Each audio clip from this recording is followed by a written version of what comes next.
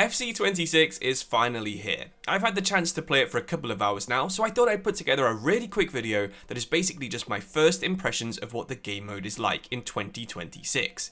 EA has promised a lot, but have they delivered with the changes they said they were going to make, or is it just more of a copy and paste of FC25? Well, let's have a look. Probably the first thing anyone would notice when they want to start a new manager career is that there are now two options. There's the live option and the original option.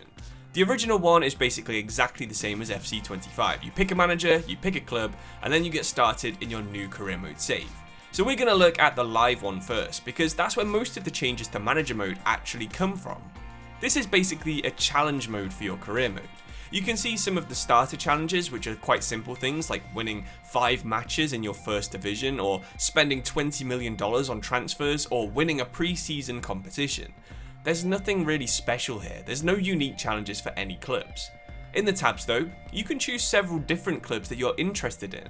For me, I chose the 5 clubs you can see on the top right of the screen right here, and this did give me a few different challenges that are more specific to those clubs, or at least challenges that you can use those clubs in. For example, these challenges again are quite simple. There is one that requires you to be first in your starting league on Christmas Day. There's one that requires you to start with a 20-point deduction but avoid relegation in that first season. And it really is a shame that these challenges are so simple. They're not big challenges like play as Mansfield Town and only sign players from Nottinghamshire. They're not challenges like rebuild your entire squad in one transfer window, like they've deleted all the players and you have to fully rebuild it because you start with no one. Nothing like that is in here. The toughest challenges are actually the ones that are just really long. For example, there's a Road to Glory one, which is winning any league within 3 seasons after starting in League 1 or the Championship. Overall, these challenges are pretty boring or pretty simple, and the difficulty really just comes from the length of some of them. But also, I've noticed a lot of them give the same rewards. For example, if you win the Super Cup for this challenge with Spurs or PSG, you win the PSG kit. If you complete a Road to Glory, you win the PSG kit. If you complete the Zlatan Ibrahimovic challenge, you win the same PSG kit. This PSG kit is featured in about 5 or 6 different challenges. It just gets old, and why couldn't they have just made some kind of unique reward for every challenge, even if it was just like a Creator Club kit that's going to come to Ultimate Team later in the year.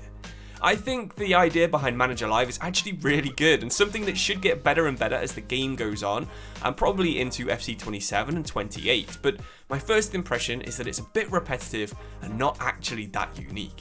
If we go into the original manager mode now, this is where you'll see the bulk of the stuff that you're expecting to see inside career mode. So again, this is the same as always. You pick your team, you can do live start points if you really want, or you can start with a fresh new season, just the same as FC25. And I'm sure a lot of you will be familiar with how this works. You pick your manager, and it is the same selection of managers as last year, only the Premier League in England, there's one manager from France and one manager from Germany and so on. And again, that is just a little bit of a shame. With the manager market, I did think that every team would have a selectable manager, maybe one that you could edit before the save and have everyone licensed, but I understand why they probably haven't done it, and that's just because of licensing. But let's just take over a random Premier League team for the rest of this video, and let's just say Fulham. In the menus here, there are actually quite a few new options, and they do actually all seem to work this year, which is better than you could have said 12 months ago. You also have the authentic game type here, which is the same as simulation last year. It promises slower gameplay, but in my opinion, competitive is actually more fun to play. Authentic is very sort of slow and looks more like football for sure, but the difficulty levels this year are way out of whack if you use authentic gameplay. I'm not that great at the game. I'll be honest, I play on ultimate difficulty, but that's mainly just because I play it so much. I still struggled last year to beat ultimate difficulty when I had a better team, and that meant that, we'd see weird stuff in some of my career mode videos. But this year, on my first match on ultimate using realistic gameplay, I won 6-0. That's no exaggeration. It was on the stream, some of you will have seen it. I won 6-0, and that's just how easy ultimate difficulty is this year. Hopefully that this was just some kind of glitch and Ultimate is actually classed as world class behind the scenes or something and EA needs to patch it. But if anyone from EA is looking into this, please do update us because this is actually quite a big thing for career mode. Anyway, Ultimate difficulty is still the highest difficulty, Beginner is still the lowest, and then you have a few other options in here like Deeper Simulation, the Manager Market, and stuff like that, which again seem to work this year. I haven't actually changed jobs in the Manager Market yet, so I can't go too in depth on that. You can see last year's results and stuff with Deep Simulation, so that's the 24-25 season results, which was pretty cool and I wasn't expecting. But then we need to talk about the other thing that's probably disappointed me the most. In a couple of saves, I've now played 3 months of career just to see how it works, and even with the unexpected events on high, I haven't actually received one just yet. I'm not actually sure they work. I'm not sure if they're broken, I'm not sure if they even exist if you're simulating through months, but in my opinion, if you put the unexpected frequency on high and play almost a year of career mode combined, you should have at least one of these unexpected events, right? But yeah, I haven't actually seen one of these, so I can't give you a full opinion other than I wish they happened more often. Points deduction is a cool feature, but again, you can't actually choose a specific number. A bit like the financial takeover, it's in groups that really don't make that much sense. You can only do 3, 5, 10 and 20 point deductions. So overall, even though they're kind of disappointing, the pre-game settings screen does actually work this year, which is actually a lot better than it was last year. But let's start a career mode and see what the menus inside the actual mode are like. Were you expecting it to look different to FC25? Well, personally, I wasn't. The social media feed seems a little bit better. It's got some new people in here. I mean, it's still the Athletic on these two, but I think ESPN's in there too. And it's still the weird emoji replies to things that don't really make sense. If you go through all the other tabs, they're pretty much exactly the same. Training works the same, development plans work the same. In fact, the only change I've noticed is in the tactics screen. It isn't the one we all wanted, where you can now move players around. That still isn't a thing. Instead, it's that the substitutes have gone back to 7 from 9, which is surely a bug. Again, EA, please fix this.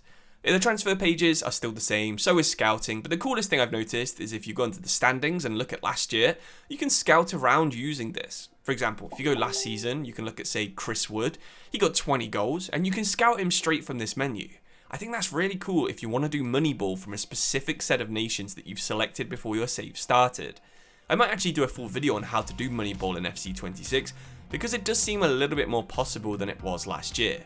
The league tables are a bit more interactive as well. You can scroll through them and look at all the different teams. You can, for example, look at Everton and see who's played in the most matches. You can't see last season's data like you can for top scorers for games played and stuff, which is a bit of a shame, but it might show up next season when you get into season 2. I'm not totally sure. I am totally sure though that there's been a common theme with what I've been saying in this video so far, and that is mostly that yes, it is the same as FC25, which is a shame because the gameplay this year is actually something I'm having quite a lot of fun with. Like I said, if you play on authentic gameplay, it is really easy to beat the AI this year, as some of you might have seen in that stream I did a couple of days ago, but in the more competitive modes like Ultimate Team and online seasons and also Kickoff, it is actually the best gameplay for so long when playing against other humans. That's why I actually switched from using authentic gameplay to competitive, and the AI is a bit tougher when you play on ultimate and competitive gameplay. I think that's probably what they're tuned for, and authentic gameplay just kind of makes them too easy, and they don't actually do too much to defend. It is worth trying out both of them though, and see what you prefer if you are going to buy this game. So with the title of this video, I promised I would give you my first impressions, and hopefully that's exactly what I've given you, my initial thoughts on what career mode is going to be like this year. Overall, it's probably a little bit too similar to be an outstanding game, and if you didn't like FC25, I don't think FC26 is going to scratch the itch that you have for career mode. Of course, I'll be playing lots and lots of FC26 on this channel over the next few months, so subscribe if you want to see that. I promise you, it is a game you can have fun with. It is just a little bit too similar to FC25 to be truly revolutionary. So thank you for watching. Let me know your thoughts in the comments below, and I'll see you soon. Cheers and goodbye.